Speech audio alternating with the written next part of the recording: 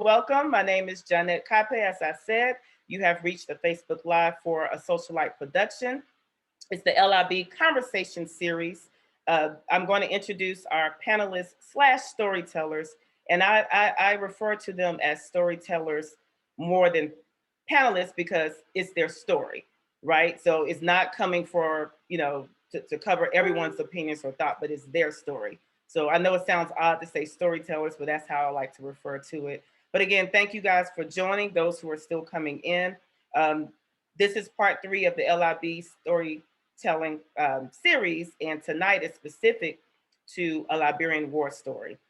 And so last week we did Coming to America, the Liberian story, which was very entertaining, very interesting. It gave a lot of perspective. So if you missed that, you can catch that replay on the Socialite production page. But they dispelled a lot of myths. They, talked about their culture, talked about their hurts and pain. So I really would encourage you to check that out, in addition to part 1 and part 2 of the other conversation series that's on the link. But before I go deeper into what we're going to talk about tonight, I want to pause for a word of prayer. Quick word of prayer. I promise it's not going to be a whole sermon. All right, if you could close your eyes, bow your heads. Father God, I just thank you for this day. I thank you for this time. I thank you for this testimony that is standing before us on this day. I thank you for the platform of a Socialite production, a platform that you have established, a business that you said will be used to hold people up, to stand on, to tell their stories, to help to change mindsets and perspectives, to bridge the gap, to connect, to help us to do life better and on a whole nother level. So God, as the conversation goes forth tonight, my prayer is that everyone will hear you and see you through what's being said over the person that is speaking. I pray for the conversation. I pray for technology. Just cover us and guide us. In Jesus' name I pray. Amen. All righty. Again, welcome to those who are still filtering in. Sorry, just getting my notes here. And so before we get into the conversation, which I'm so excited about because we have a lot to talk about, just want to quickly talk about a Socialite production for those who may not be aware of who we are, what it is, what's the purpose. A Socialite production, the mission is connecting the world through faith, culture, and entertainment, right? And one of the ways of doing that is through the art of storytelling. When you tell your authentic story, whether the person agrees with you or not, it gives you perspectives. So it helps you to learn how to approach conversations, how to communicate, how to work together, how to bridge the gap. And a lot of that is missing in society. And so I'm not going to go through a whole bunch of spill on that. I'm going to do probably a whole separate Facebook Live just for that. But if you're interested and want to follow us and see what we're doing, we can be reached on Instagram, Facebook, and Twitter. The social media handle is asocialiteproduction.com. You can also email us at info@asocialite, and that's LIGHT production.com. Website is still pending. As far as the Q&A for tonight, unfortunately, you're not inside of the Zoom platform because it's not set up as a webinar format. So if you have any questions or comments, feedback, you can leave it all on the chat. Last week, we had a lot of engagement. And when I went back and read it, it was very entertaining. But if you have questions, I have a couple of people who are monitoring it, and they will filter that to me. We're not going to stop for a Q&A because we have too much content to cover, but as questions come in, if we're not going to cover it already, and if there's time, I will address it. If not, we will get back to you. So I think that's all. Storytellers, are y'all ready? There you go. Oh, no, y'all don't sound, oh, no, excuse me. Let's do this. All right. Ready to go. We ain't about to act shy now. No time. But thank you guys. Y'all look awesome. Y'all look handsome. My auntie, she's my auntie, but I'm gonna refer to her as Mrs. Woods, but she just looks beautiful. She's gonna shake all of that jitter off, and she's gonna do an awesome job. But anyway, so we're gonna do the introduction, and the way that I like doing the introduction is kind of like a mini interview, right? And so I'm gonna start with Rosetta Woods, but I'm going to refer to her as Mrs. Woods, maybe Etta Rose sometime. If I do, I'm talking about Mrs. Woods. But Miss Rosetta Woods, how are you this evening? I'm doing wonderful. Okay, and if I could ask if you can That speak up too. just a little so we can hear. Oh, I'm doing wonderful, and I'm Okay. excited to spend this time with you because it's you. Well, thank you, but you're not just spending this time with me. You're spending this time with the world, with millions of people. I'm just kidding. But Okay. anyway, so Miss Rosetta Woods, we want to start off by I want you to introduce yourself by telling the guests your name, of course, where you were born and raised, and where do you currently reside? Yeah. My name is Rosetta Woods, formerly Rosetta Goe from Liberia. Born in a village in Liberia, and I currently, well, fast forward, I currently reside in Fort Mill, South Carolina. Fort Mill, South Carolina. Okay. And so I'm just going to ask two questions, right? And so that was the first question. The second question is, what is something unique or special about Rosetta Woods that you are known for in your family, and why? Oh my goodness. That's a little bit loaded because I don't I know. talk about myself. But I'm mom. You know, I like nurturing. Mm-hmm. I like being there for my family, my friends. I'm dependable. Yes. You know. I said one thing, but it's kind of hard with Auntie Rose, I'm gonna refer to, and she's right. And just to give her flowers while she's alive before we go into this, I just want to thank her for being that mother and that nurturer for me and my family when we lost our mom. You know, you say there's nobody like mama, nobody will really be there for you. Auntie Rose is there even when you don't want to be bothered. She is there. She is making sure you're okay. So I'm adding that piece to the introduction because you were very humble with your introduction. And if you cry, that's okay. But I just really and truly, I'm gonna try. And I can't go further without saying that. Thank you. I'm gonna try not to cry. Yep. Next, let's go to Mr. UJ Harris. How are you, Mr. Harris? I'm doing great. I love being here. Thank you for having us. Okay. Yeah, UJ. I'm trying to see if I could give a more elaborate name. UJ. I'm gonna drop my middle name. Most people don't know. UJ Rodney Harris. All right. Officially, most people don't know that. And live. Yeah, I was born in Grand Bassa County in Buchanan in Liberia, and so not even in Monrovia, not even the city. And I live now in Fort Mill, South Carolina. All right. And Yeah. so Rodney, I'm just kidding. So you got it. Oh, come on. This is gonna be fun. Let's do this. What is something unique or special about you that you're known for in your family or friends? I mean, it's an easy one. Corny jokes. Apparently, my delivery is still kind of a work in progress. So yeah, I know if Tiny could be honest, of mercy and justice, especially my other siblings, Mm-hmm. I'd probably say that. So I'm gonna go something a little lighter, corny jokes. I will say though, you have evolved. Your jokes aren't as corny as it used to be. So I think Jared is rubbing off on you. But that's my cool older cousin / big brother, what I like to call him. Very special to my heart as well. And so for Jared, y'all may kind of hear me refer to him as Tiny because that's his nickname, but it is Jared Harris. And so Yeah. How are you tonight, Jared? I'm doing well. Thanks for having me. All right. I'm Jared Harris, born in Monrovia, I believe. Yes. And you know, I was young. You know, I have to go with the story you told. All right. So I was born in Monrovia. Catholic husband. And then currently live in South Carolina. Okay. All right. And so what is something unique or special about Jared Harris that you are known for? Well, I would say I'm the entertainer of the family. Indeed. That's We what I have would say. stories for days, and I'm just going to leave that alone. But Jared / Tiny is definitely near and dear to my heart and my siblings' hearts as well. So thank you for that. Thank you guys for this awesome introduction. Usually I like it to be a little longer, but we have a lot to get into. So let's get started. And so for those who may not be familiar, because sometimes we forget we live in our own culture, our own communities, and we forget that everybody is not familiar with Liberia and with the culture and with the history, right? And so Liberia, West Africa, well, Liberia is a country in West Africa that went through 14 years of civil war. I think it was kind of like two parts of the war, but it was between 1989 and 2003. It was very brutal. A lot of lives were lost, like close to or maybe even more than 250,000 lives. And then even more, there were hundreds of thousands of displaced families, refugees that had to spread around to different countries and regions for refuge.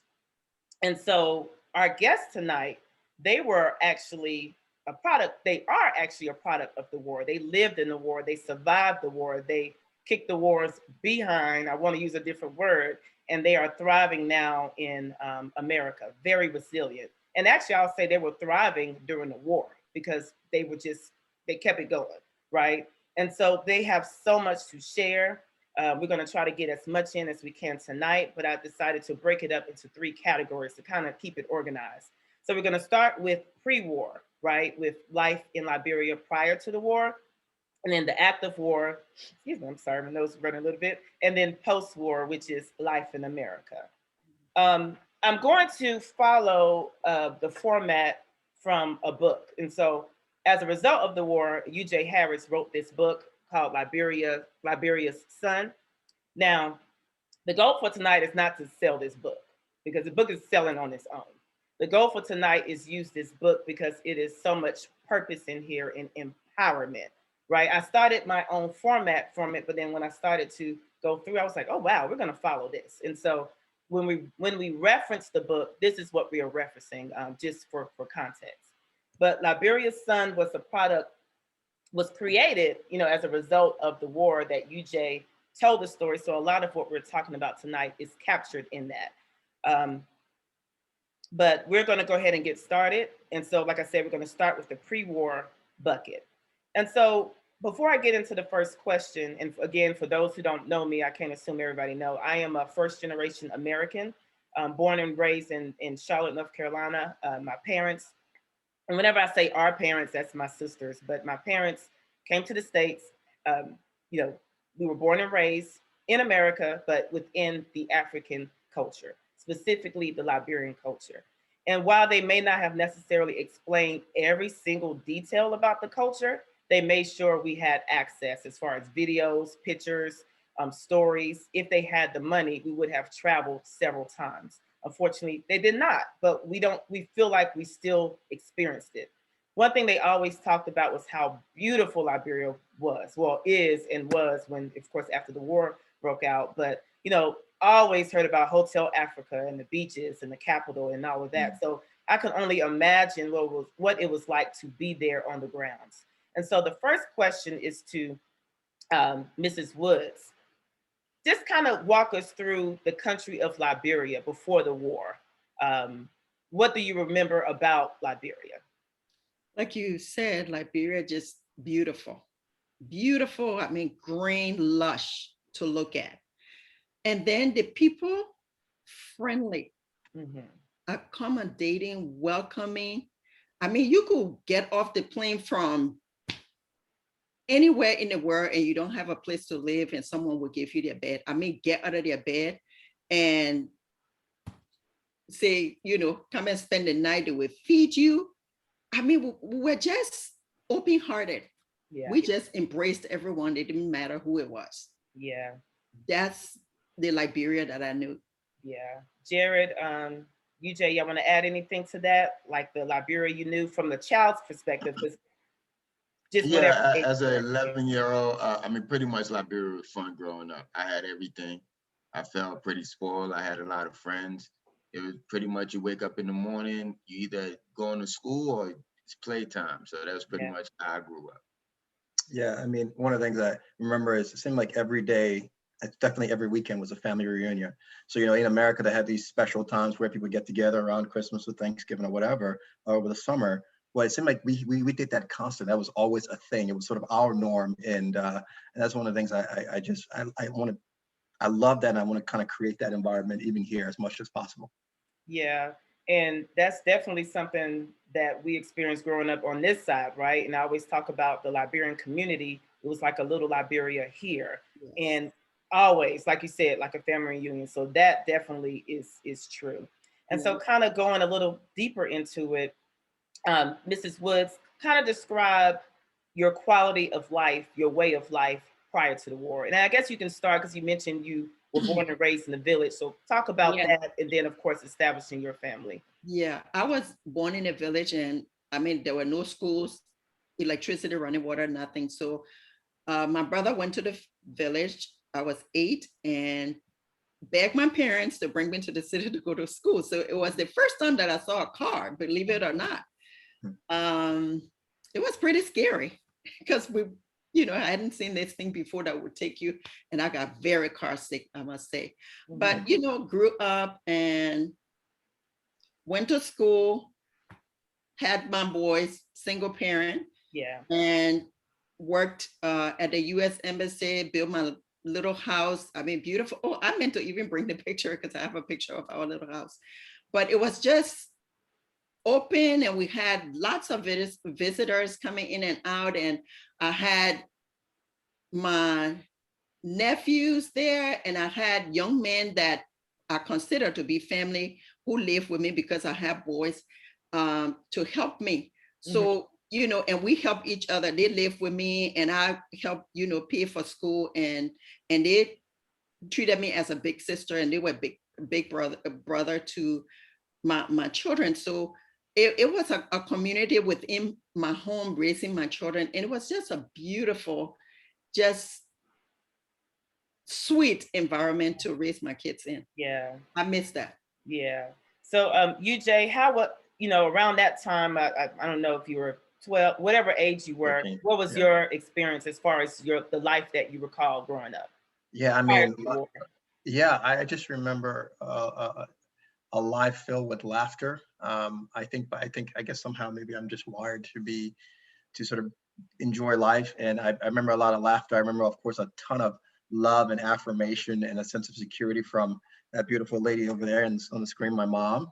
And she actually hasn't changed in 45 years of my life. And it was really, life was good. And I think sometimes people don't understand that. It's hard to sort of translate what life was like in Liberia to life. People don't realize that we really had it really good. We had even the education standpoint. You mentioned the other night the types of schools you went to. Yeah. Mom was big on education, and she made sure we got into some of the best schools in the country. So again, that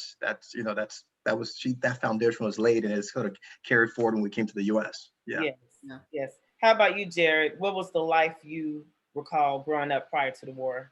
Well, just like you, Jay, said, we pretty much, had what we needed, everything that we wanted. And, had everybody around you that, your support system were pretty good, pretty firm. And the country, you could trust.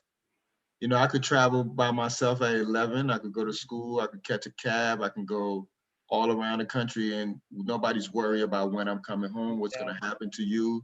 The country was pretty safe at that time. I think at one point we pretty much were one of the safest countries in if not Africa, in the world. At one point. So we grew up pretty safe. Yeah. It's just such a blessing, seeing the humble beginnings that, Mrs. Auntie Rose came from, and to be able to provide a better quality of life for your kids. But y'all missed one key part, because we're a family that likes to eat. I know y'all have some good food. All day, every day. All day. Oh yeah. Every day. Okay. Food.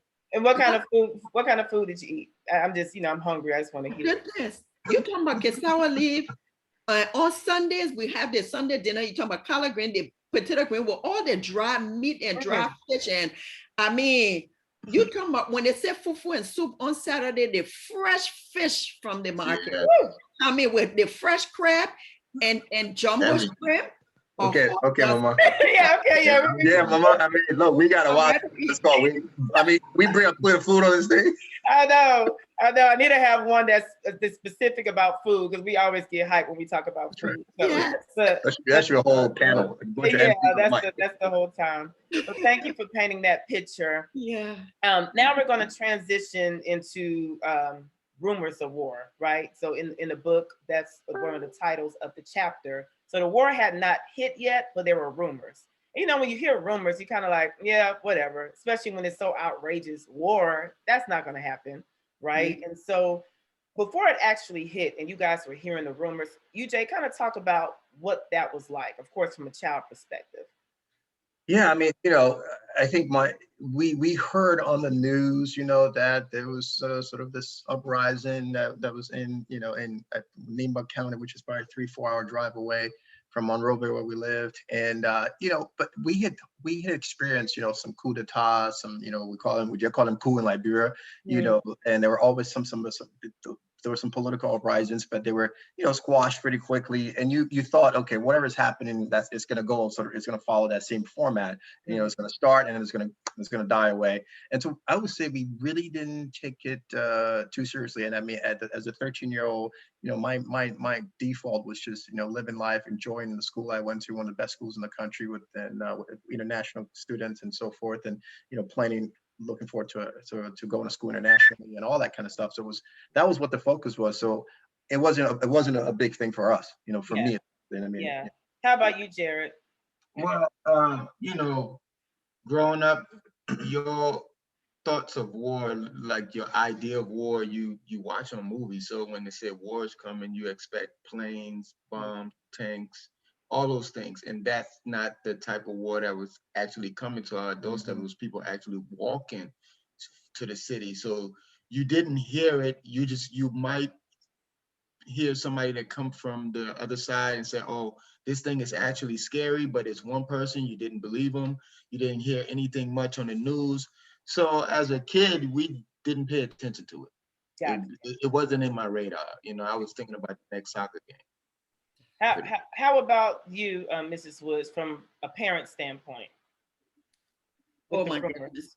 We didn't believe it either. Okay. I didn't believe it either because we've never experienced anything like that. Like you just said, we thought it will be done quickly. But then we started seeing people running away from the interior, coming to the city. The city started getting crowded. Right. Then we started thinking, oh, something is really happening because this is unusual. Yeah. And I'm sorry. And so, but still, we couldn't process it because we didn't have anything to, measure it by. We never have had anything like that before.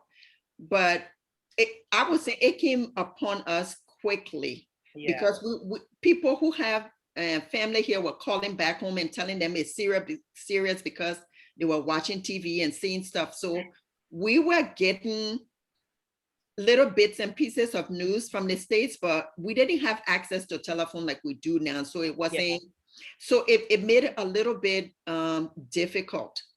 Yeah. But yeah, to really plan. But once it got to that point where people had to run, that's when I was injured.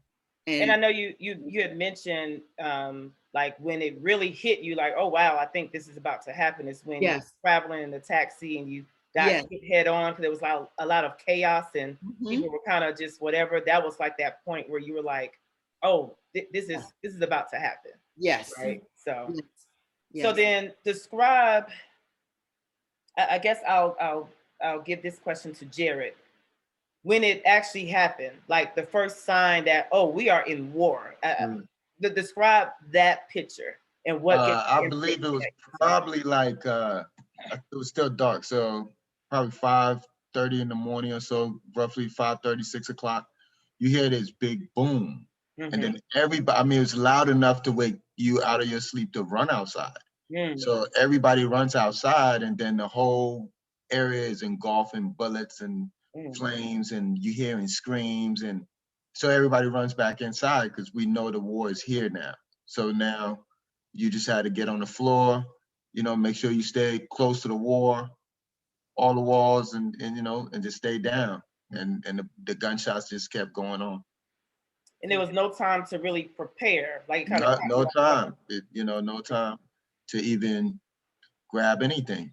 If I may jump in here, how, when we have hurricanes or you know, inclement weather or snow or whatever here, you know, we have all these warnings and there's a run on the grocery store and all of that. Well, we had a war coming to us and there was no run on anything. I mean, by the time we realized it, yeah, there was no, the grocery stores were closed. The markets were closed. I mean, anywhere else you were going to go get, you know, stocks of food and water and so forth, those places were all closed. And so it was, yeah, it's one of those things that I look back, I'm like, every time we start seeing these run up to the stores and for because the weather's bad in the US, it always makes me laugh. It reminds me of how we were so unprepared for something way more significant in a lot of ways. Absolutely, absolutely.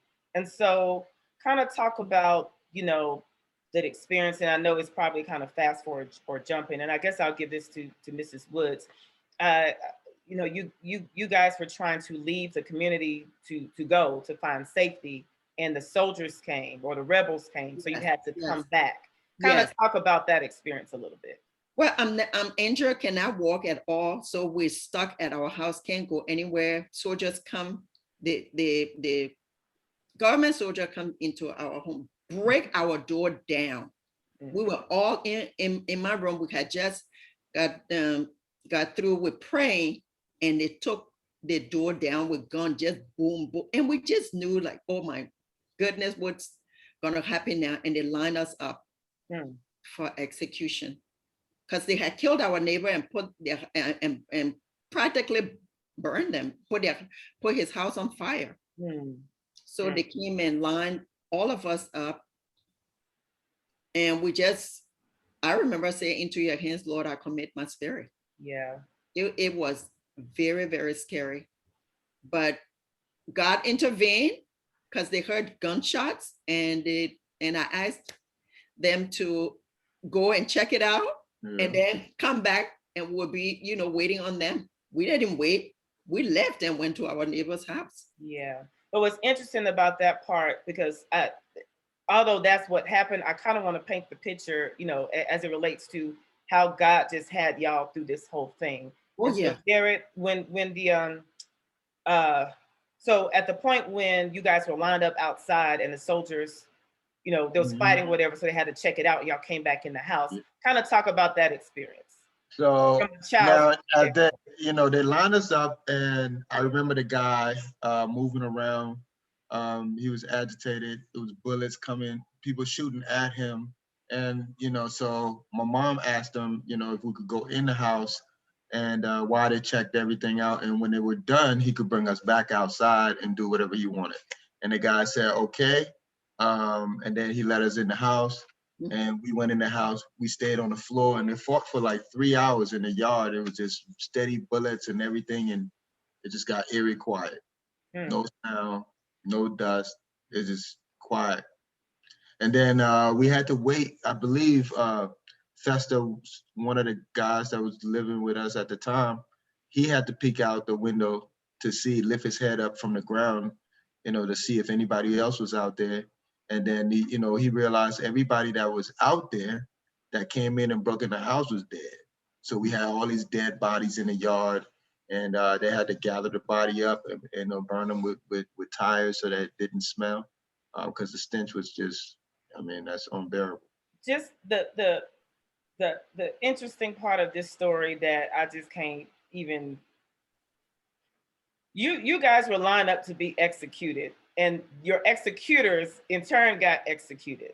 Right. Oh, that's good. That's very good. I think and not just that. Real quick, if they were lining you guys up to execute you, why do they care if you're out there while there's fighting going on? They're about to kill you anyway. Why they even allow you to go back into the house? Again, I'm just painting the picture of how God had y'all. But go ahead. It was a miracle. Yeah, I think that that's a really interesting observation, because they had us, I don't know if we talked about this before, but they actually had everyone stripped to their underwear. And the males, yeah. Males, yeah. And I think, and I'll say this real quick, that this part of the story here is actually what, the book, you know, that's how the book starts, because I think this is probably one of the most critical point of this entire journey for us, is that point being lined up. And Mom said it, she made her peace. I remember as a 13-year-old kid, is literally making peace. Like, I felt like I was going to die. And I had this sense of my body leaving me, or my soul, leaving my body. And I think it was one of the few times in my life where I actually thought I was going to die. And so we, in the book, through a collaborative effort with a dear friend, Dave Verhagen, on the book, we kind of made the decision to start the book with that, because we thought it was such an engaging, powerful moment for us for the story. Yeah. And real quick, to touch on the faith aspect, right? Because this is a family of prayer. So, Mrs. Woods talked about how, she just prayed and kind of prepared for the next, like this, assuming you're going to die. Same way for you, Jay. And in that, you still have faith, kind of like, well, whatever happens, happens. I'm good either way. But Jared has a different perspective, which still was faith. And I want him to share a little bit. What were you thinking as an 11-year-old? Well, I didn't think I wasn't thinking death. I just wasn't thinking that I would die. Like, I didn't let that thought come in my mind. I don't think there was a point in the whole journey that I thought I would die. I mean, I always thought I would survive it because I wanted to see my mom, especially when things had went a different way.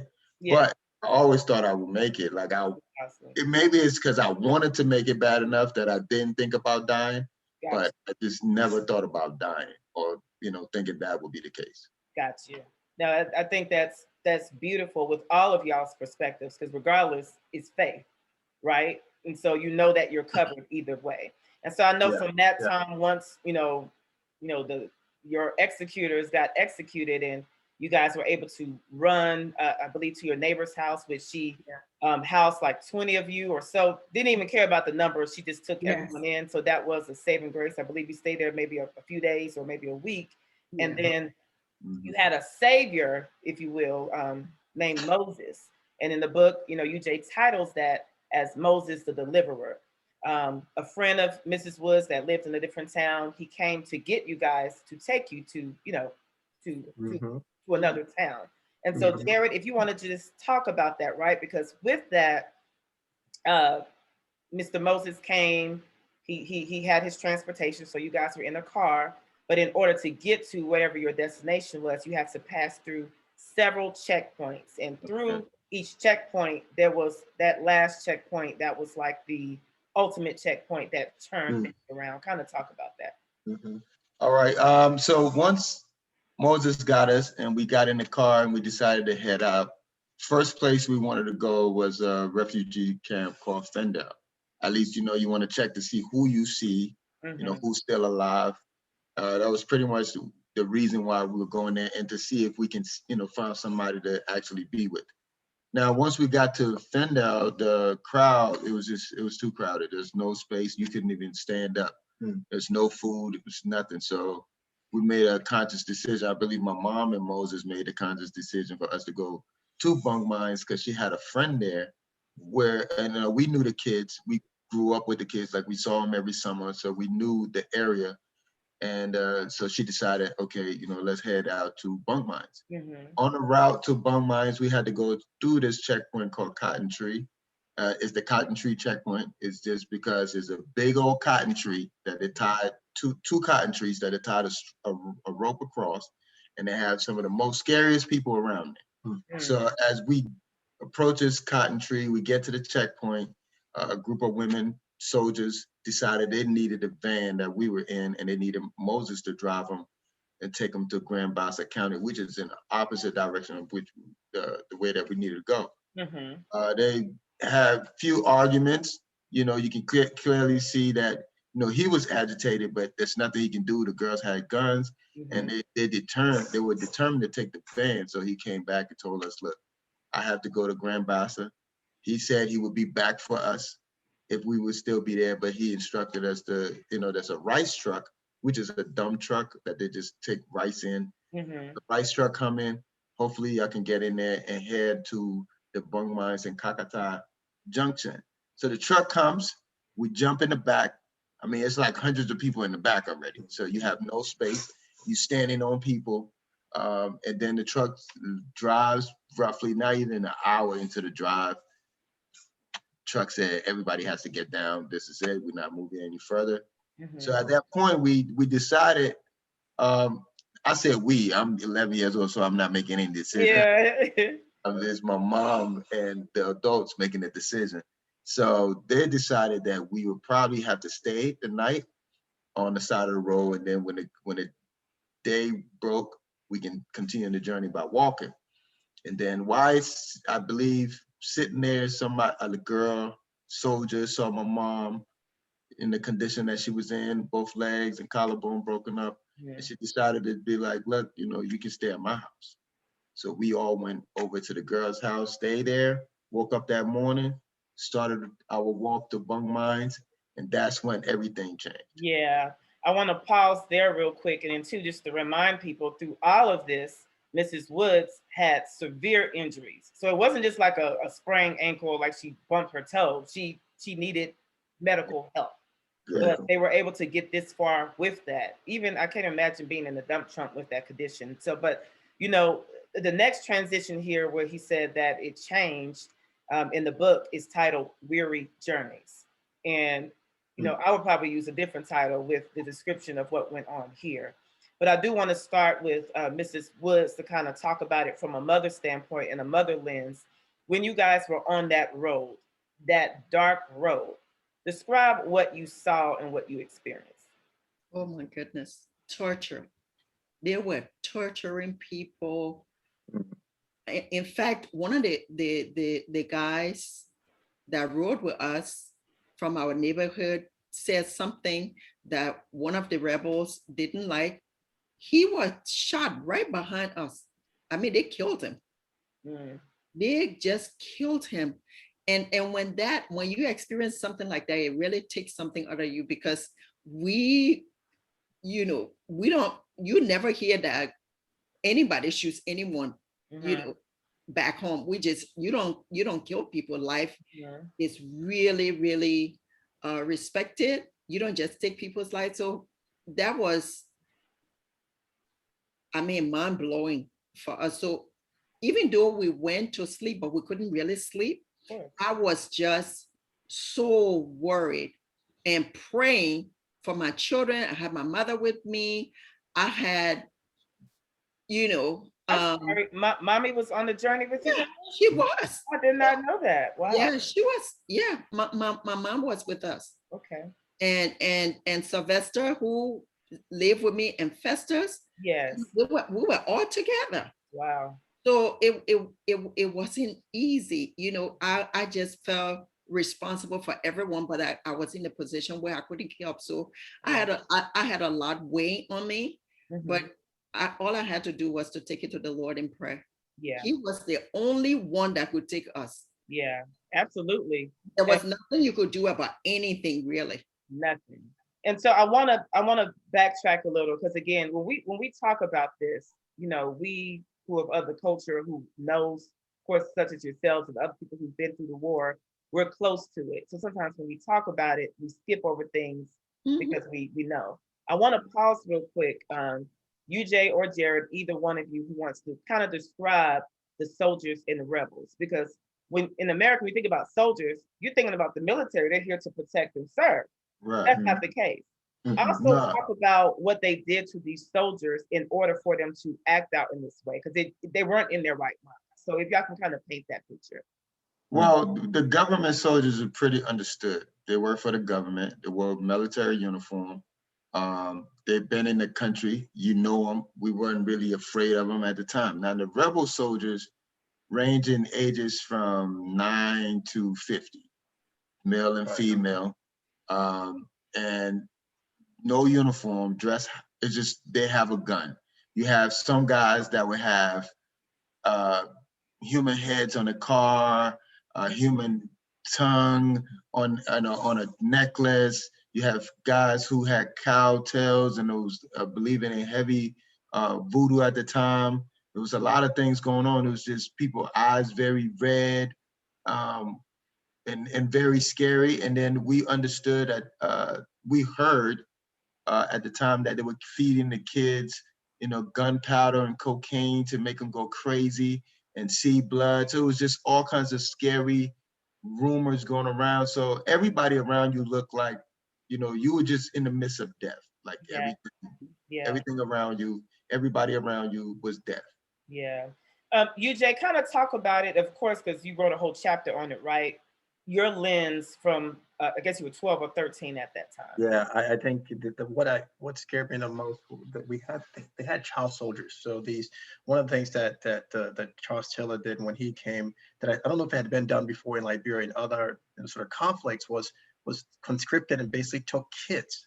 I mean, as young as 9, I think probably even younger, and made them soldiers. And these kids were doing some of the most horrific things. And I had personally 2 encounters over the course of the war where child soldiers basically accused me of being a rebel, being a child soldier myself, but from some other faction or whatever, and they were going to kill me. Literally took me, and it's like, okay, we're going to take you, and you're a rebel, and we're going to kill you. And I mean, on 2 occasions, and the Lord delivered me from both of those, and there's no other way to put it. But the kids were especially scary because I don't think they had any appreciation for what they were doing. And I listened to some child soldier talk about some absolute, I don't think I ever forget, horrific things like I don't even know if I want to talk about any of that stuff, but I mean, like, I'll say, for example, I'm listening to a child soldier who was probably no more than my age, probably 12, 13 at the time, talking about killing a woman who was pregnant and cutting her open and taking the baby out and all that kind of stuff. And just talking like we're just talking about, we playing a video game or something. And I'll never forget that. And but those kids, obviously, because maybe the development of their brains or whatever, but they had no sense of what they were doing. And those were, to me, the most scary bunch of the whole bunch, the most scary bunch of that bunch of rebels and soldiers.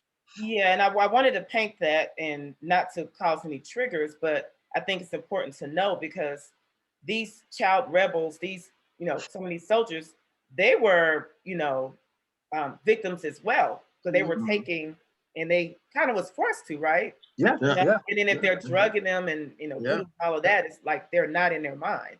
Exactly. You're not dealing with the actual person. You're dealing with somebody, who's on something, who's outside of his or her mind. Yeah. So kind of, and that's kind of progressed it a little further past that point. But I know as you guys were talking, that's kind of one of the pictures that just stuck in my head, because you were saying how there were human heads, they were carrying eyeballs, just gory things, but y'all had to keep walking, and as you were walking, they will pull people out of line or kill people within the line. Right. But as you're going through all of that, trying to get, I guess, to the border, right, or to wherever the next town was, what kept y'all? Like, how were y'all engaging with each other? How did y'all just keep moving? Well, I mean, I think just trying to get to a quiet place, trying to get, because we knew once you get behind rebel lines, the story was things slow down, not as bad. So the goal was just to get to that quiet place where you can start to think again. Yeah. I think it's a matter of keeping your eye on your goal, right? I mean, a lot of times when you set goals, you get distracted by all the stuff in your periphery or what's in the back, and and we knew that we had to get to a safer, or at least apparently safer for the most part, place. And I think that was sort of the focus, that was the motivation, and then we had each other. I think one of the things that I want to get across, and I think if people should be capturing this, is we're always together. At no time were we ever alone. I was never alone. Never alone with those. Always, we kind of travel in a group, in a bunch, and that sense of community was incredible.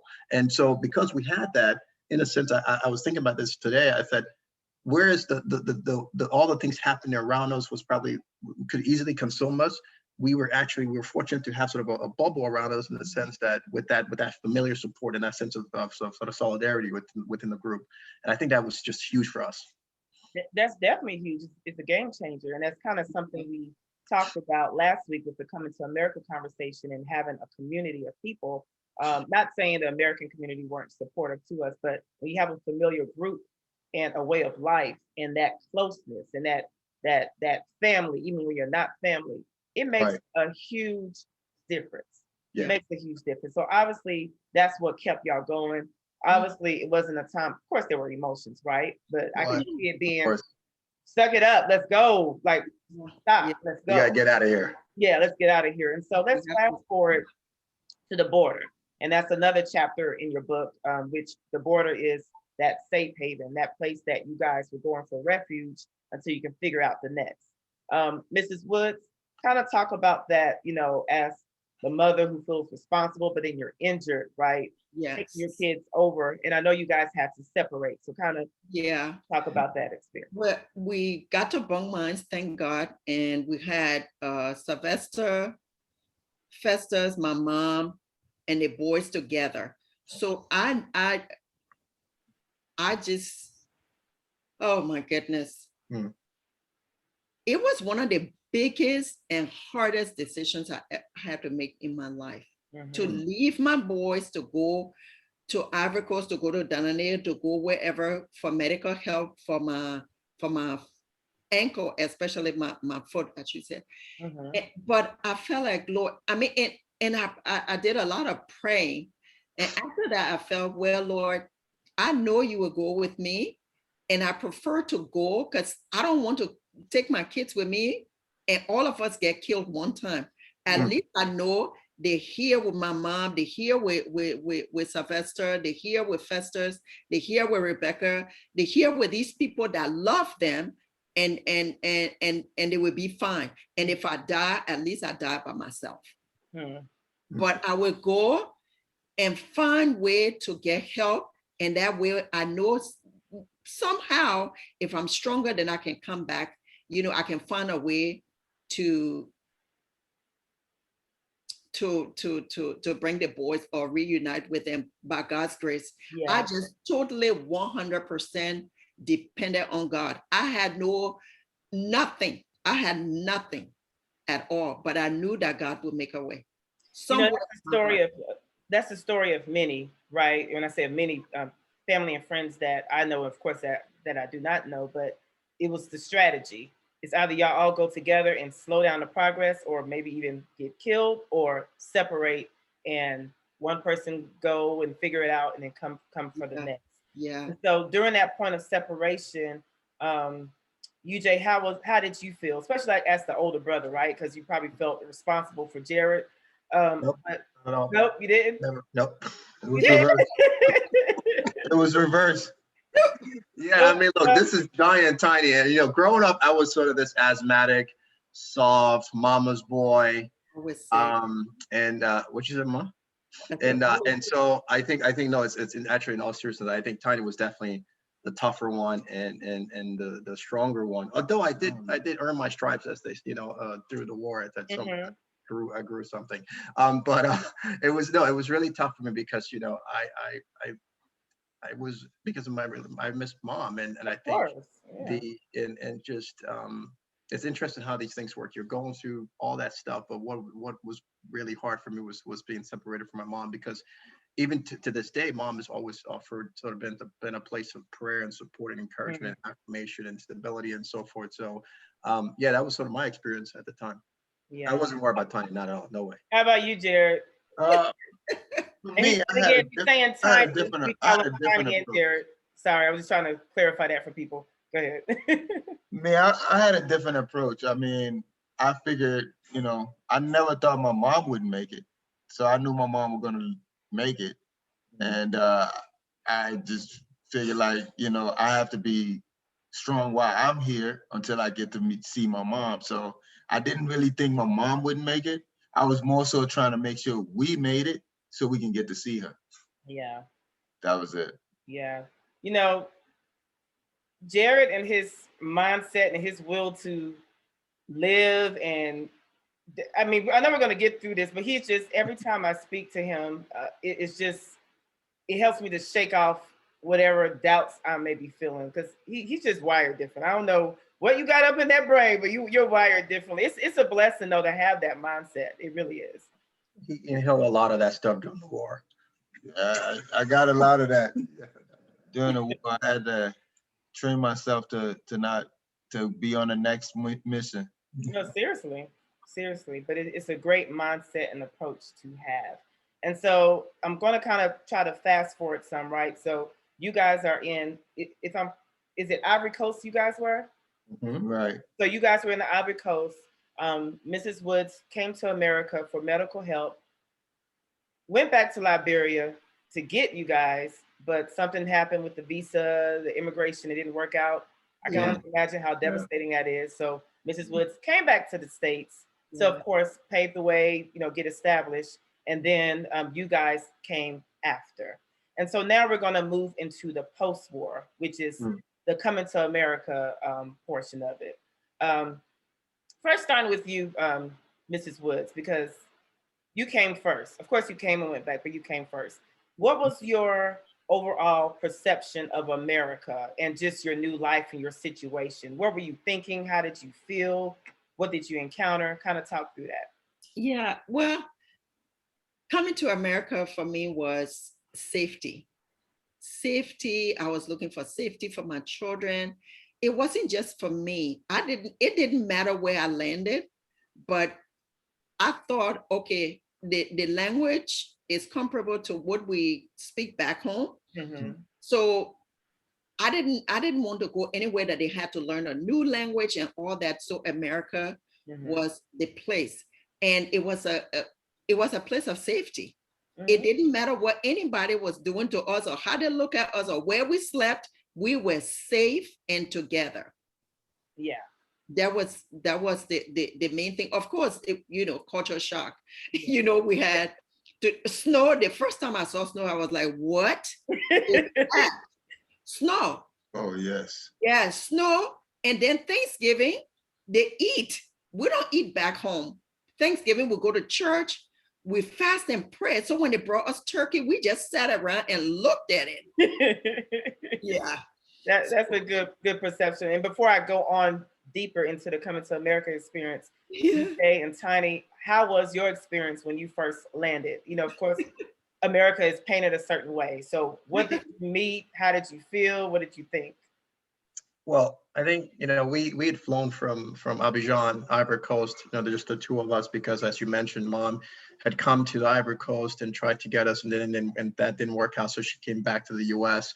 But, my theme, I guess if you all can follow, is all about hanging out with Mom. So coming to America, I would say was coming back to Mom, and that was just really important for me. And I don't think I was thinking about sort of all the glitz and glamour of America and the McDonald's and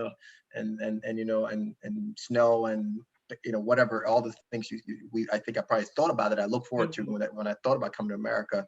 Those things were not important at that time, given the circumstances. Yeah. And it was more about just, being reconnected and with Mom. And that was really sort of what was exciting. And it was cool. We got hit at JFK and all that. It was cool. I didn't like it's that. like we came from Africa. It was hot. And then we come over here and it's cold. And I'm like, wait a minute.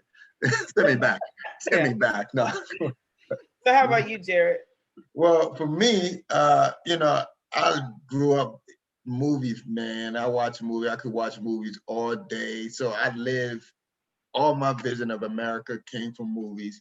So I was excited to see that, but the movies I watch are Disney movies. And so everything is like fantasy, so I was expecting that fantasy.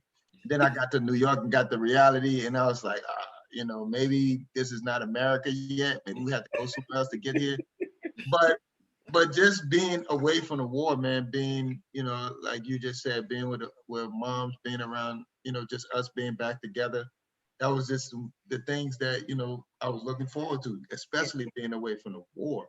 Absolutely. That was one thing that I couldn't wait to get away from. Absolutely. Absolutely. And so being in America, and I'm going back to Mrs. Woods, what was the situation? Like, did you kind of talk about where did you stay and until you got to your own? Yeah. The thing with bringing the boys, and I will go back a little bit, I met through the Liberian community. Actually, I was at your house, I met Lafayette Diggs, and Lafayette Diggs introduced me to this wonderful lady from First Baptist Church called Marian Taylor, and she got connected with the Liberian situation because her Sunday school teacher was born in Liberia as a missionary kid. So when I came, she took me to the hospital and I told her a little bit of my story. She was talking to me and my head was a little bit messed up because I said, if I talk to someone and say anything, they could kill my family back home. So I didn't even want to talk to her. Wow. So that's where my mind was, but she managed to get bits and pieces out of me. And I told her about my boys. And so I left and went back to Georgia. I didn't know she got my phone number, my friend's phone number. I didn't have a phone number, but my friend's phone number. And little did I know that she started working on way to help me bring my boys. So she bought my ticket to go back to Ivory Coast and look for the boys. And then she helped the boys get here, you know, after the disappointment and all that. She did everything she could with the Sunday school class, the Tom Bowers class at First Baptist Church to bring the boys. We stayed with her for a little bit, and then we left there and stayed with Uncle T, and then stayed with, you know, Uncle Martin's house, and Auntie Angie and Uncle Martin's house. You know, they let us stay there for free. It was just a gift. We had the community support, so that was great. Yeah, I remember that time so vividly. And I also remember when you came and it was time to go somewhere. I don't know if it was with my dad or mom. And, you know, I wouldn't say this is limited to the African culture, but I know within our household, if you're a child, you're not sitting in the front seat and an adult sitting in the back. And so I was like, oh, go ahead, Auntie Rose, you can sit in the front. You was like, oh, no. Like, it was kind of like a no. And I was just kind of like, why wouldn't you want to sit in the front? Clueless. Yeah. Clueless. And the reason why that happened, because I was in my room and my glass window, a bullet passed through and hit my door. And if I was standing on, it would have hit me and killed me on the spot. So just sitting in, and of course the car accident head on, I saw the truck coming to me and smashing into me. So those two things, sitting in the car, in the front seat of a car, took me 2 years. And just sitting in front of windows took me a lot more years than that. Yeah, one thing we talked about was triggers, right? And you know, in America, not saying that people don't have triggers or trauma, right? But think about 4th of July. Everyone looks forward to going to see fireworks, whereas the fireworks is devastating for those coming from a war country. It literally sounds like bombs. Yeah. And so I'm going to kind of transition before we go further into your life in America, the mental health standpoint. And this question is going to be geared towards you, Jay, to tackle first. But, you know, of course, this is my family. And so when they came to America, we saw them from the beginning to the end. So now we live together. We used to spend the night all the time, had the best times. Like we said, Jared was the comedian. UJ was the comedian, because whether or not his jokes was corny, it was still funny, because it was like, this is so crazy that it's funny. So we laughed. Auntie Rose will cook, we will talk, we will play, we will dance. We knew you guys came from war, but you guys did not act like you were affected from the war. And of course, you don't know what goes on behind closed doors, right? But we spent enough time spending the weekends to kind of know, like, oh, something, he needs to go get help. Something's kind of off. Not one time did we ever say that or think that. And so I want to stop real quick to talk about the mental health aspect, because one thing in the Black community, Black culture, it's like a taboo to talk about mental health therapy. It's needed. But then when you think about people who are in the war, you can't go get professional help. So where do you get that mental, help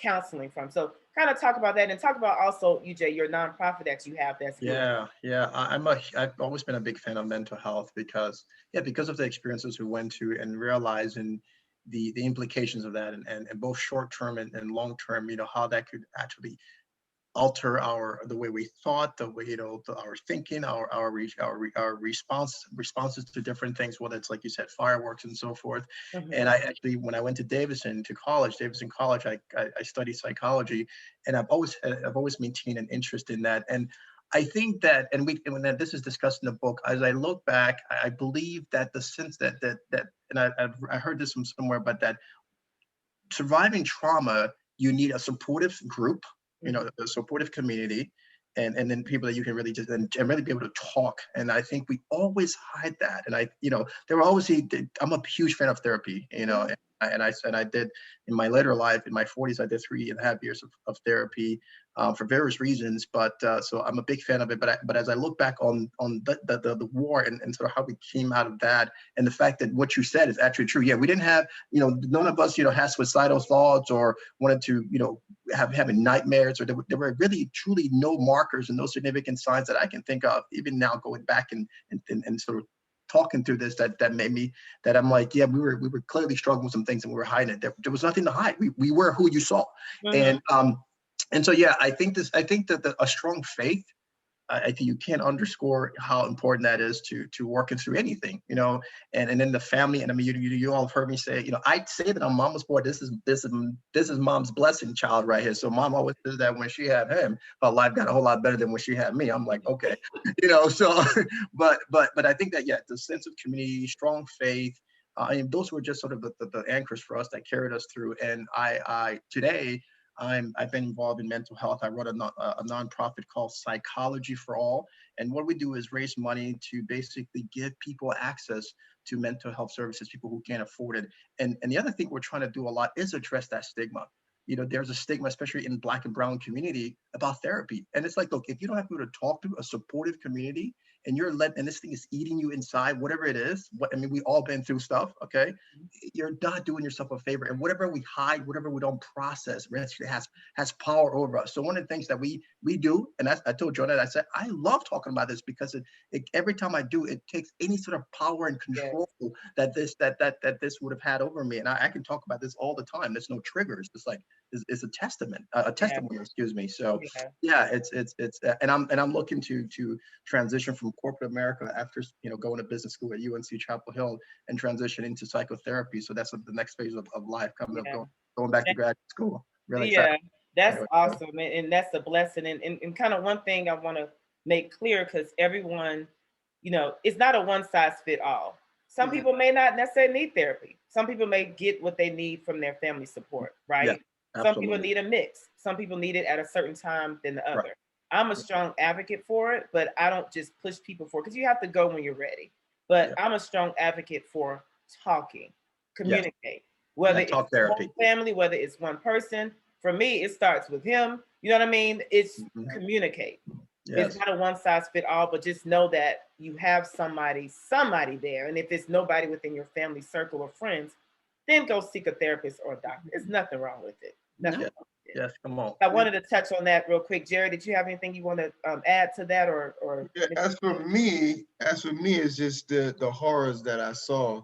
So I, coming to America, I just felt blessed, to be alive, and just, so I just took that every day, talking about the war never bothered me. It's always was a good story to me. That's why I got into film, and that's why I wanted to write it, because it was always a good story. I like good stories, even if I'm in it.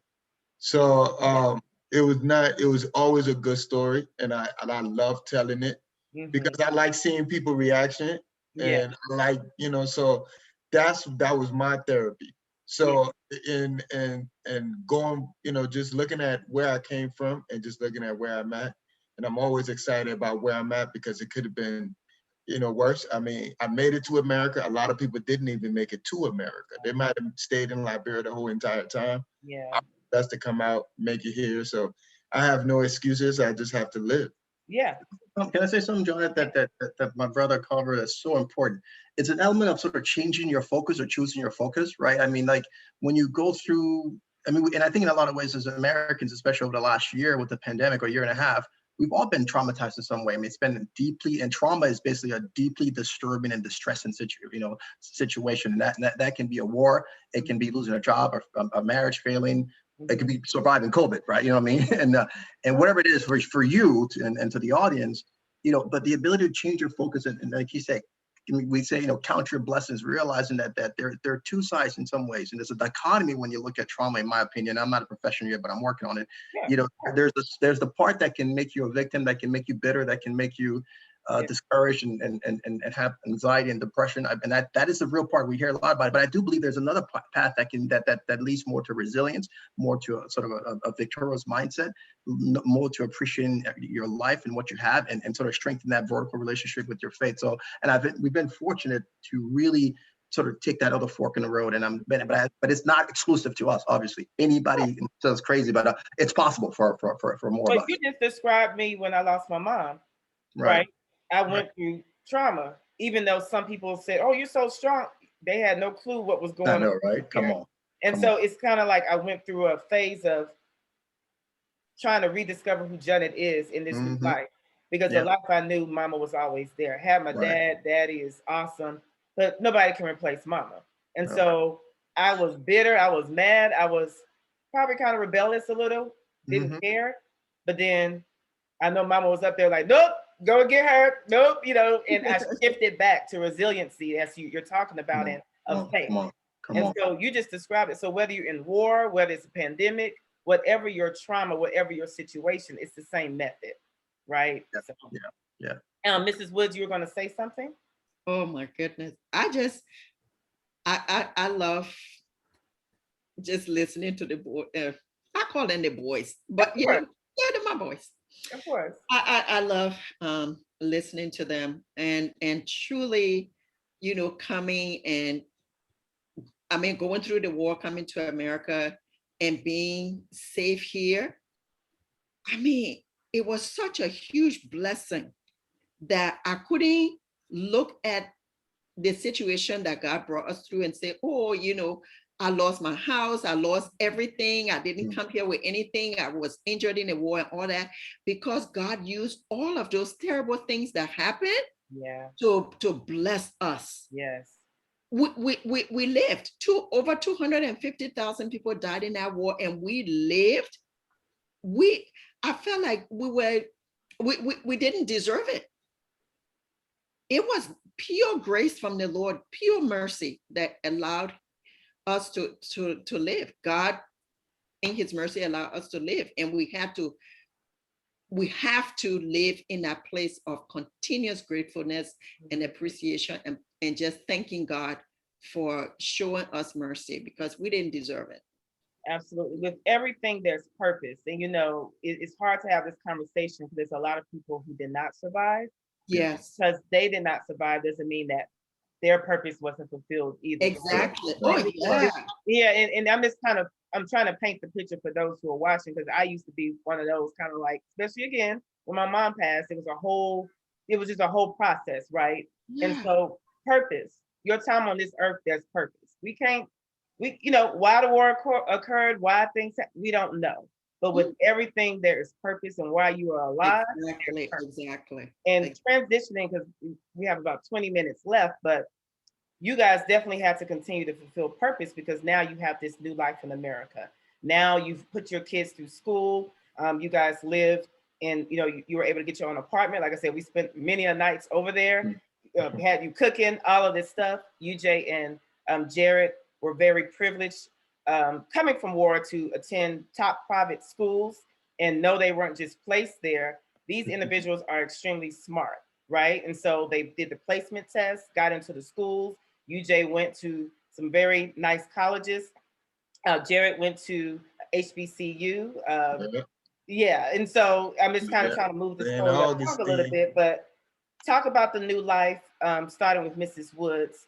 You met a very special, handsome, awesome young gentleman. Talk about that real quick. I am telling you, I was blessed with an amazing, very special man, Mr. Eric Woods. I wish he was here, but he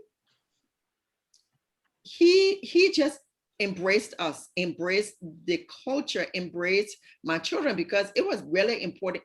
It was, because we've been married 26 years. How he was with the children was very important.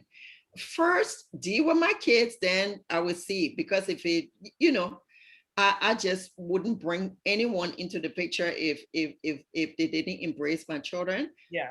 And he did. And also the culture, because understanding that I'm from Liberia, I'm West African, Mm-hmm. I can be American forever. And I love America. Oh my goodness, I love and appreciate America, but I will always be a Liberian. Of course. That's what I know, right? Mm-hmm. So accepting the culture and how we are was really important. And he has done an amazing job with that. When we went to Liberia, eating the Liberian food and all that, like he had always been there. And God blessed us with two wonderful children, Mercy and Justice. Mercy is 25, Justice 23 now. And I really thank God for him. He's been a good one. Yeah, he is an awesome one. And he's definitely rich in the culture. He actually doesn't call Rose by her name. He calls her by her Bassa name, her tribal name, which is Dania. Dania, yes. Yeah. So I think that's awesome. And so moving on to you, Jay, briefly talk about your new life post-war in America. Kind of a quick version. Yeah, it's quick. I mean, I was really privileged to go to some good schools and that, and as I said earlier, Mom had sort of set a foundation for education. So it wasn't, in retrospect, I don't think it was surprising that we were able to go from where we were in Liberia to come in here and get into a day school, Country Day, then go to Davidson and eventually get an MBA from Chapel Hill, and work in some really fun companies, doing some really fun stuff as a marketer, at Kraft in New York and Coca-Cola in Atlanta and so forth. And then what I'm doing now as a consultant. In college, met a girl, got married. We've got 4 kids, and in the role of my life, there's probably nothing better than being a dad. And then now just, looking to transition into psychotherapy and mental health and doing that. I'm just super excited about that to be at this stage in my life and have this incredible sense of purpose for another chapter. So yeah, America's truly been good to me. It has not been without its hiccups and challenges, but we just kind of, baby. I'm just smiling because I'm just so proud because I know the journey and I'm just so proud. But anyway, Jared, how about you? Talk about your new life. Yeah, I went to HBCU, St. Augustine's College. Okay. Loved the Falcons. You know how we do. Became a Kappa man. Yo. And I had to throw that out there. But I had a daughter after college. And I went to California to pursue my dreams, which I got in college with a film degree. Loved the movies, always loved the movies, studied the movies, enjoy just being around movie stuff. So I moved to California. And of course, the movie business is a business. You have to work your way in. And during my stay in California, I got introduced to the stock market, and I believe that actually was what I was put on this planet to do. Even though I like movies, I think movies is a passion of mine, but my purpose is the stock market. So I've been engulfing that and loving it. Yeah, Jared, we would love when we talked to him after he went to California, because he just had a lot of encounters and experiences, and it was just so cool to hear. And speaking of movies, he has a screenplay as well that we'll talk about at the end. But this is a dope family, y'all. That's all I got to say. Not just because it's my family, but they're pretty cool. They're pretty cool. So look at me. I'm talking. I lost my place. Okay, so we talked about the new life. You came to America. You established your kids. You guys have your own life, and now, do you guys plan to go back to Liberia, or have you been back to Liberia? And if so, kind of talk about that, starting with Mrs. Woods. Yeah, I've been back to Liberia several times, and it's disheartening to see, how things have changed. The culture is not the same. The people are not the way we were when we were there. I mean, it's changed. We're still Liberians, and we still have some of those attributes, but it's a little different. The war changed the country and the people somewhat. Yeah. Yeah. How about you, UJ? Yeah, I went back to Liberia in 2010 and moved through celebrating my grandmother's homegoing. And one of the things that I left with when I came back, I felt this incredible burden for the mental health of the country. I have this vision of taking sort of mental health and emotional and health and psychotherapy to Liberia. I don't know how much of that is we do there, but I think there's a huge opportunity for people to, not many people, some people were quite isolated. I think a lot of people are still dealing with the trauma of the war, many years later. And I felt a burden for the country from that perspective. Absolutely. How about you, Jared? Well, I haven't been back to Liberia, but since I got into the investment part of my thing, I've been looking at Liberia as a great place to invest. Been just looking into the country, seeing. My goal is not to go and change Liberia. Really, my goal is actually I want to make people's life easier without changing your aesthetics. So that's just what I want to go and see what the country needs, see what I can bring to it. Yeah. I've had some conversations with Jared about that. I'm not disclosing anything, but it's just pretty cool. And I got really excited because I think the time is now. And, with anything, a business, whatever you're doing, it's like be an answer to a problem. That's where the most success will come. And all of you are being answer to a problem just by being on this platform, sharing your story, right? Because it's very healing, it's very eye-opening, and it's very encouraging. It's very encouraging. Real quick, I want to talk about when you went back to Liberia, more UJ and Mrs. Woods. When you went back to your house, am I correct that you went back to the house where you had to flee? Talk really briefly about how that experience was. Wow. Going to the house was kind of hard because what I remember about it was that we were lined up to be executed. But prior to that, that house was a fun house. I mean, the memories were just incredible. But I just, being lined up in front of our house took something away. And I just didn't have a connection to the house anymore. I used to love that little house. I just loved it. But I just didn't have any connection to it. And I didn't want to sleep there anymore. And I didn't spend the night there at all. I've never slept in a house. Of course. How about you, UJ? When you went back, what? Yeah, well, I mean, I went back to Liberia. In my mind, I wanted to feel like I never left. I wanted to feel like I was still one of, I'm going to say them because it became pretty clear that I wasn't. I lived a completely different life. I was living this sort of upper, kind of, we'll say solid middle to upper middle class life, and, with manicured lawns and very nice neighborhood and market streets and all this kind of stuff. And I went back to Liberia and I realized just how far we'd come. And then also just it felt an incredible burden for people there. I did not like feeling like an outsider. I remember when we were in Liberia, people would come from Liberia, come from the US or somewhere else, and they talk funny, right? And we were like, and they were like, oh, but I'm from Liberia. And my parents were from Liberia. It's like, please, you speaking, that's serious. Not gonna work. So stop talking. But that happened to me. I went to the market with some Liberians and they're telling me to shut up because I'm gonna get double or triple price because I sound too American. I was like, come on. But I had to accept that I'm always gonna be Liberian. And I tell people when I'm doing something good, I give credit. It's call me a Liberian. When I'm doing something bad, you call me American. But I definitely had to sort of face the fact that no, you're different. You're different. And that's okay. And it's okay. Yeah. It's okay you can be a Liberian, but just, your experience is now different. It's different levels. Different. I'm sorry, Jared, you're going to say something? Oh, no. Oh, okay. Yeah. Like, I always say, not I always say, but they say you go to Liberia, even those who are truly, born and raised in Liberia, such as yourself, it's like, you go to the marketplace, keep your mouth closed because you're gonna give yourself away, and they're gonna. That's right. You're gonna give yourself away. I like that. Yeah.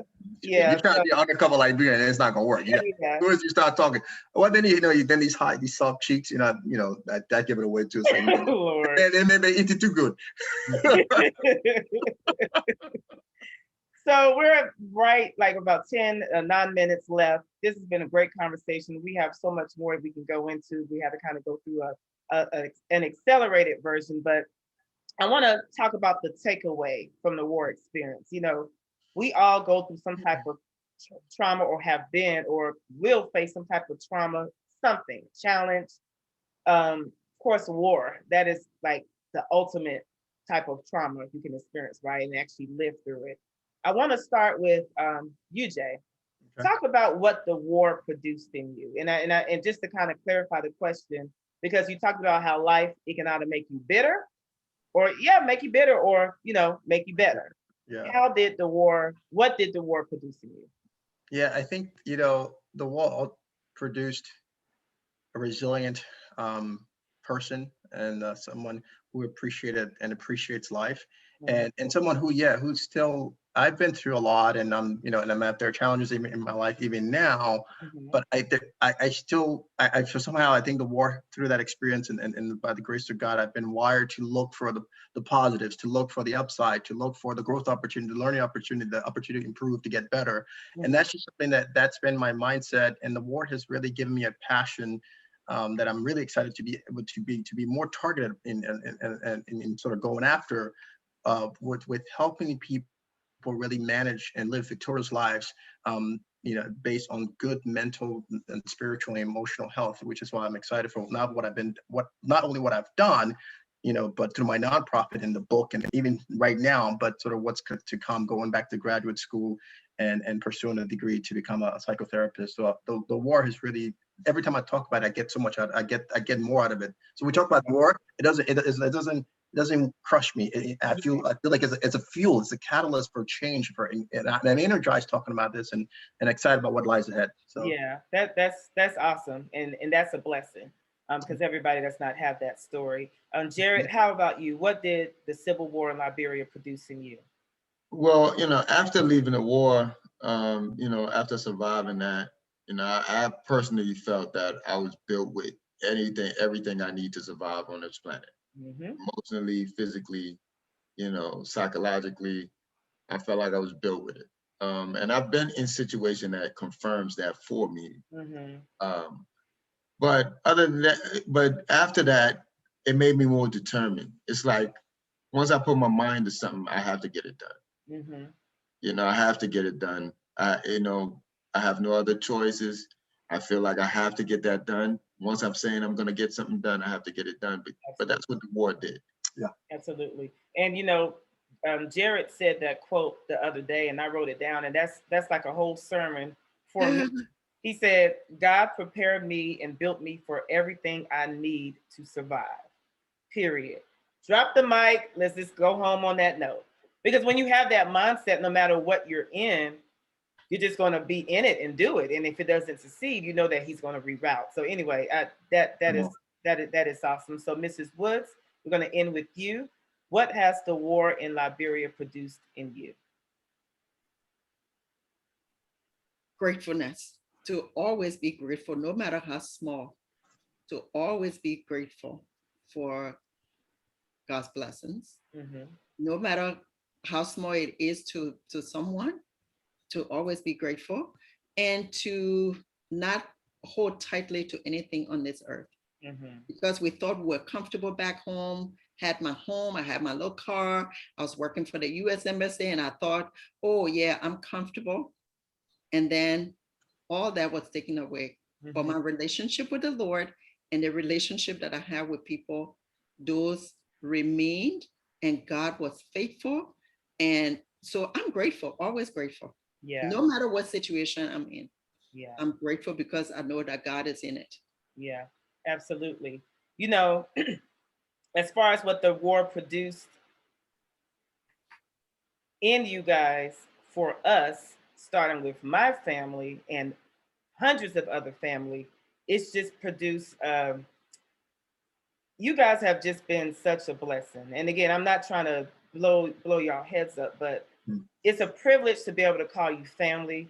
It's a privilege to be able to call you friends. We've hung together as a family and an individual. I have my individual relationships with you guys, and it's just always inspiring. And you guys have produced so much faith in those that you have talked to just by telling your story. Of course, Jared's quote that I mentioned, but even when you speak with UJ, what he's accomplished and what he's still going through and what he wants to do as a result. When you speak to my Auntie Rose, she's very humble, but she has so much within her that needs to come out, and that is going to come out. That has started tonight, but what the war produced in her is a whole platform for motivational speaking, for encouragement, for going into schools and educating kids. Sorry, I'm putting it out there because that's what she has. That's a part of her purpose and dream. And you're going to help to change the world because of that. With you, Jay, it has produced a whole book.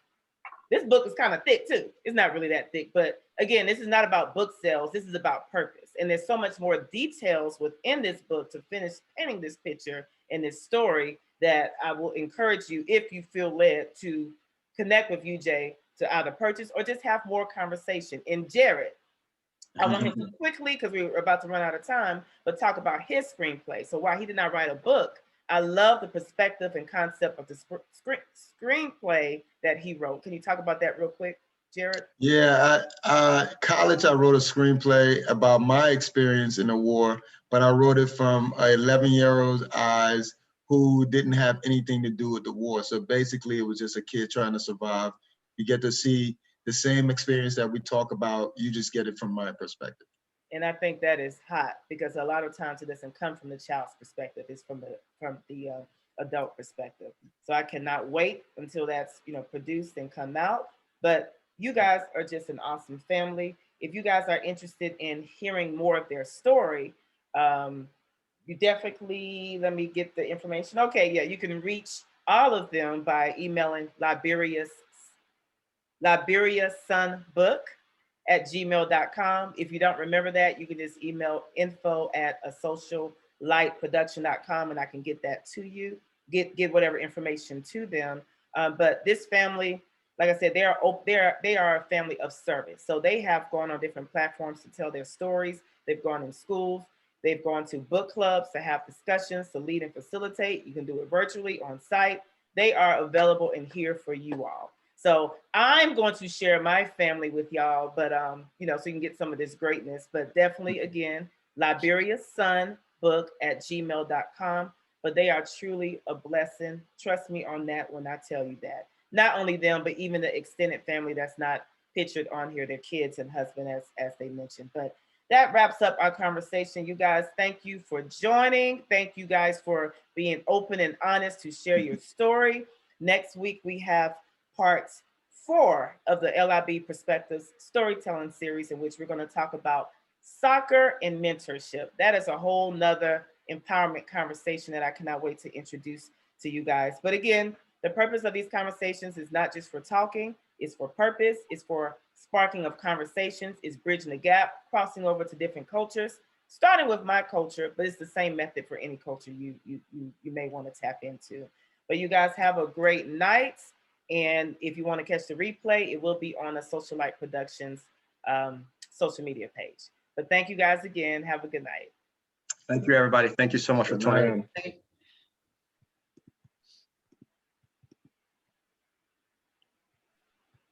Okay.